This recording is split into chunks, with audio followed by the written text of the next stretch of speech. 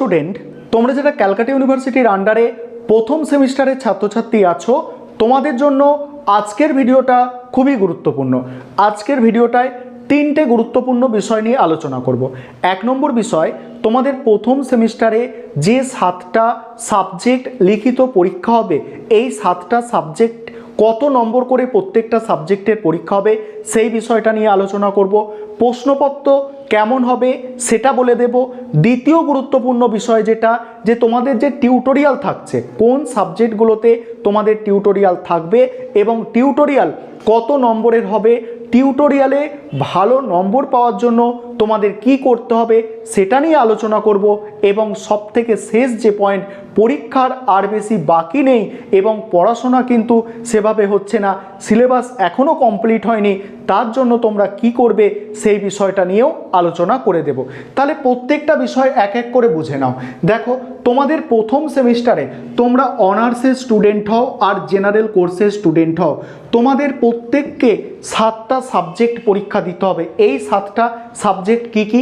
তোমরা যারা অনার্স কোর্সের স্টুডেন্ট আছো, তোমাদের অনার্সের দুটো পেপার, একটা হচ্ছে তোমাদের সিসি পেপার, আরেকটা হচ্ছে তোমাদের এসইসি পেপার, আরেকটা তোমাদের 3 নম্বর পেপার যেটা মাইনর 1, ঠিক আছে? এই তিনটে। তারপরে 4 নম্বর আছে তোমাদের আইডিসি পেপার, 5 নম্বর তোমাদের আছে এইসি, এটা হচ্ছে ইংলিশ, এবং 6 নম্বর তোমাদের কনস্টিটিউশনাল ভ্যালু, এবং 7 নম্বর তোমাদের ইএনভিএস অর্থাৎ পরিবেশ বিদ্যা। এই 7টা সাবজেক্ট তোমাদের প্রথম সেমিস্টারে পরীক্ষা দিতে হচ্ছে। তোমরা যারা অনার্সের স্টুডেন্ট আছো, তোমরা যারা পাস কোর্সের স্টুডেন্ট আছো, তোমাদের কি করতে হচ্ছে, তোমাদের প্রথম 2টো সিসি পেপার দিতে হচ্ছে পরীক্ষা, 2টো সিসি পেপার পরীক্ষা দিতে হচ্ছে। অর্থাৎ তোমরা যে দুটো মেজর সাবজেক্ট নিয়েছো, সেই দুটো মেজর সাবজেক্ট পরীক্ষা প্রথম সেমিস্টারে দিতে হচ্ছে। তোমাদের যেটা পাস কোর্সে তোমরা যারা পড়ছো, তোমরা যে মাইনর সাবজেক্টটা নিয়েছো সেটা প্রথম সেমিস্টারে পরীক্ষা দিতে হবে না, সেটা তোমাদের থার্ড সেমিস্টার থেকে পরীক্ষা দিতে হবে, সেটা তোমাদের মাথায় রাখতে হবে। তাহলে তোমরা বুঝে নাও, তোমাদের মেজর যে দুটো সেটাকে সিসি বলা হচ্ছে, 2টো সিসি পেপার পরীক্ষা দিতে হচ্ছে এবং একটা তোমাদের এসিসি পেপার পরীক্ষা দিতে হচ্ছে। যে সাবজেক্টটা তোমার মেজর 1 সেটাই হচ্ছে তোমার এসিসি সাবজেক্ট। ধরো ইতিহাস হচ্ছে মেজর 1, তাহলে এসিসি সাবজেক্ট তোমার কিন্তু ইতিহাস পড়তে হবে, ঠিক আছে? তারপরে তোমাদের থাকছে কি আইডিসি থাকছে। তাহলে কটা হলো দেখো, 1, 2, 3, 4। এবারে থাকছে এইসি ইংলিশ, তারপরে থাকছে তোমাদের কনস্টিটিউশনাল ভ্যালু, আর তারপরে থাকছে ইএনভিএস অর্থাৎ পরিবেশ বিদ্যা। এই 7টা সাবজেক্ট তোমরা যারা জেনারেল কোর্সের স্টুডেন্ট আছো, তোমাদেরও পরীক্ষা দিতে হচ্ছে। এবারে পরীক্ষার নম্বর বিভাজন কি, কত নম্বরের পরীক্ষা হবে? দেখো, তোমরা যারা অনার্সের স্টুডেন্ট আছে, দেখো এই যে তোমাদের সিসি সাবজেক্ট অনার্সের পেপার, সিসি সাবজেক্ট 75 নম্বরের লিখিত পরীক্ষা, 25 নম্বরের তোমাদের হচ্ছে টিউটোরিয়াল। তারপরে তোমাদের এসিসি পেপার 50 নম্বরের লিখিত পরীক্ষা, 50 নম্বরের হচ্ছে টিউটোরিয়াল। আর তোমাদের যে মাইনর 1 75 নম্বরের লিখিত পরীক্ষা, 25 নম্বরের তোমাদের হচ্ছে টিউটোরিয়াল। এবং আইডিসি পেপারটা 50 নম্বরের পরীক্ষা হবে, লিখিত পরীক্ষা। এইসি পেপার 50 নম্বরের লিখিত পরীক্ষা, এগুলোও তোমাদের 50 করে লিখিত পরীক্ষা হবে। অর্থাৎ একটা জিনিস তোমরা মাথায় রাখো, যে তোমাদের যে টিউটোরিয়ালের ব্যাপারটা আসছে পরের পার্টে, টিউটোরিয়াল কটা সাবজেক্টের হবে? তোমরা যারা অনার্সের স্টুডেন্ট আছো, তোমাদের অনার্সের তোমরা যারা স্টুডেন্ট আছো, তোমরা বুঝে নাও তোমাদের টিউটোরিয়াল কটা সাবজেক্টের হচ্ছে। তোমাদের সিসি সাবজেক্ট অনার্সের যেটা আছে, এসিসি সাবজেক্ট যেটা আছে, এবং তোমাদের যেটা মাইনর সাবজেক্ট আছে, এই 3টে সাবজেক্টের তোমাদের কিন্তু টিউটোরিয়াল হবে। এই 3টে সাবজেক্টের তোমাদের কিন্তু টিউটোরিয়াল হবে, তোমরা যারা অনার্সের স্টুডেন্ট আছো। এবং তোমরা যারা জেনারেল কোর্সের স্টুডেন্ট আছো, তোমাদের দুটো সিসি পেপার এবং একটা এসিসি পেপারের টিউটোরিয়াল হবে। তাহলে বিষয়টা বুঝতেই পারছো। আর সিসি পেপারের যে টিউটোরিয়াল, সেই সিসি পেপারের টিউটোরিয়ালগুলো কত নম্বর করে হবে? সিসি পেপারের টিউটোরিয়াল তোমার 25 নম্বর করে হবে, এবং তোমাদের এসিসি পেপারের যে টিউটোরিয়াল সেটা কিন্তু 50 নম্বরের হবে। তবে সাবজেক্ট অনুযায়ী এটা চেঞ্জ হতে পারে। কারোর যদি চেঞ্জ থাকে তোমরা কমেন্ট করে জানাবে যে তোমার কি সাবজেক্ট আছে, তোমার এসিসি পেপারের টিউটোরিয়াল কত। দেখো তাহলে বুঝতে পারলে মাইনর সাবজেক্টেও কি টিউটোরিয়াল 25 নম্বর করে হবে। এবারে টিউটোরিয়াল পরীক্ষাটা হয় কিভাবে, এটা তোমাদের প্রশ্ন যে টিউটোরিয়াল পরীক্ষা আমাদের হয় কিভাবে।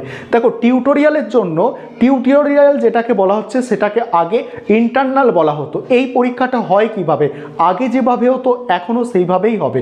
কিছু কিছু কলেজে 90% কলেজে কি হয়, 90% কলেজে অর্থাৎ বেশিরভাগ কলেজে কি হয়, এই টিউটোরিয়াল কিভাবে হয়, এটা তোমাদের বাড়ি থেকে প্রজেক্ট লিখে আনতে বলা হয়।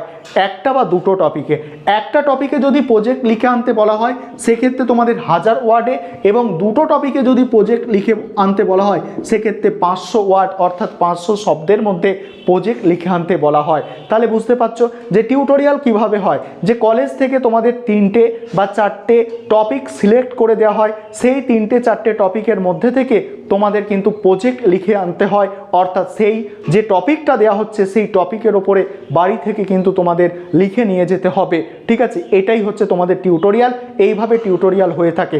আরেকটা বিষয় তোমাদের এখানে বলবো যে টিউটোরিয়াল যেটা হয় সেটা কিন্তু প্রত্যেকটা কলেজে আলাদা আলাদা টিউটোরিয়াল হয়, কারণ এটা তোমাদের কিন্তু ইউনিভার্সিটি কোয়েশ্চেন করে না।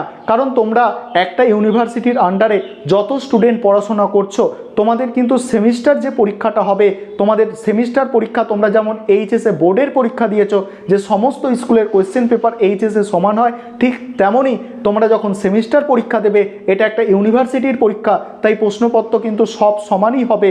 কিন্তু তোমাদের টিউটোরিয়াল পরীক্ষা কলেজ অনুযায়ী প্রশ্নপত্র হয়ে থাকে, অর্থাৎ বিভিন্ন কলেজে বিভিন্ন রকম প্রশ্নপত্র হয়ে থাকে টিউটোরিয়াল পরীক্ষায়। তবে টিউটোরিয়াল পরীক্ষায় কি হয়, প্রজেক্ট লিখে আনতে বলা হয়, সেটা একটা টপিক বা দুটো টপিকের ওপরে হতে পারে। একটা টপিক হলে সেটা 1000 শব্দের মধ্যে লিখতে হয়, দুটো টপিক হলে 500 করে শব্দে প্রজেক্ট লিখতে হয়। আর এটা কিন্তু কলেজই ঠিক করে দেয়, কলেজ খাতা দেখে কলেজই নাম্বার দেয়, এটা কিন্তু কলেজের ওপর সম্পূর্ণ নির্ভর করছে এই পরীক্ষাটা। আশা করি বিষয়টা তোমরা বুঝতে পারলে। এখানে বললাম 90% কলেজে এটা হয়, কিন্তু 10% কলেজে কি হয়, 10% কলেজে এমসিকিউ প্যাটার্নে বসে পরীক্ষা দিতে হতে পারে। ঠিক আছে, এটা খুব কম, মিনিমাম কলেজে হয়, তবে দু একটা কলেজ এরকম করে থাকে যে সেখানে বসে তোমাদের এমসিকিউ প্রশ্নে পরীক্ষা কিন্তু দিতে হয়। ঠিক আছে, এবারে এক্সাম এসে যাচ্ছে। দেখো এক্সাম এসে যাচ্ছে এটা কেন বলছি, দেখো তোমাদের আগস্ট মাস থেকে সেমিস্টারটা শুরু হয়েছে, আগস্ট মাস গেল, সেপ্টেম্বর গেল, অক্টোবর পুজো কেটে গেল, এবার নভেম্বর ডিসেম্বর, দুটো মাস তোমাদের হাতে টাইম। জানুয়ারি মাসে তোমাদের পরীক্ষা, আর তোমাদের কি করতে হবে, তার মধ্যেই তোমাদের দেখছো যে টিউটোরিয়াল রেডি করতে হবে। অনেক কলেজে তো টিউটোরিয়াল দেওয়া শুরু করে দিয়েছে, টিউটোরিয়াল রেডি করতে হবে, তার মধ্যে তোমাদের 7টা সাবজেক্ট পড়ে কিন্তু প্রস্তুত থাকতে হবে। না হলে কিন্তু একটা সাবজেক্টে বা দুটো সাবজেক্টে বা 3টে সাবজেক্টে যদি তোমার 5 নম্বরের থেকে কম নম্বর এসে যায়, সেক্ষেত্রে তোমার কিন্তু সাপ্লি এসে যাবে। আর সাপ্লি এসে গেলে প্রথম সেমিস্টারে 7টা সাবজেক্ট পরীক্ষা দিতে হচ্ছে, দ্বিতীয় সেমিস্টারেও 7টা সাবজেক্ট পরীক্ষা দিতে হবে। সেক্ষেত্রে প্রথম সেমিস্টারে যদি বাই চান্স তোমাদের এরকম না হয়, যদিও 3টে সাবজেক্ট তোমার সাপ্লি চলে এলো, তাহলে পরের সেমিস্টারে কি তোমাকে একসাথে 7টা আবার 3টে 10টা সাবজেক্ট পড়াশোনা করতে হবে। এখন 7টা সাবজেক্ট পড়াশোনা করে তুমি সাপ্লি পেয়ে যাচ্ছ, পাস করতে পারছো না, পরে 10টা সাবজেক্ট যখন পরীক্ষা দেবে তখন যদি আরও বেশি সাপ্লি হয় তখন তো আরও সমস্যা হবে।